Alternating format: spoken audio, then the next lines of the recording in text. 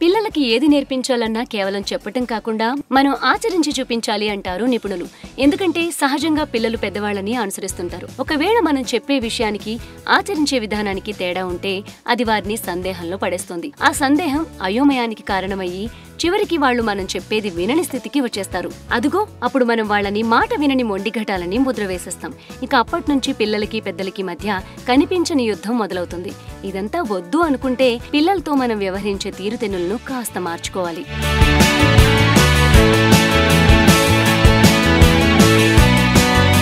పిల్లల ప్రవర్తన వారి వ్యక్తిత్వంపై మిగతా వారి కంటే తల్లిదండ్రుల ప్రభావం అధికంగా ఉంటుంది. ఆ తరువాతే కుటుంబంలోని ఇతర సభ్యులు, స్నేహితులు. అయితే మిగతా వారి ప్రవర్తన, వారి తీరుతెన్నులపై మనకి పట్టుండదు. కాబట్టి తల్లిదండ్రులు వాళ్ల వరకు వారి ప్రవర్తన పిల్లలకి ఆదర్శంగా ఉండేలా చూసుకోవాలట. పిల్లలు సమయపాలన నేర్చుకోవాలంటే ఊరికే వారికి ఆ విషయంపై ఉపన్యాసాలు ఇవ్వకుండా ఆచరణలో చూపించాలి. మనం ఆచరించి చూపించే ఏ విషయాన్ని పిల్లలకు ప్రత్యేకంగా నేర్పించడానికి ప్రయత్నించక్కర్లేదు. సహజంగానే పిల్లలు అనుసరించే స్వభావం కలవారు కాబట్టి అనుసరిస్తారు, అలవాటుగా మార్చుకుంటారు.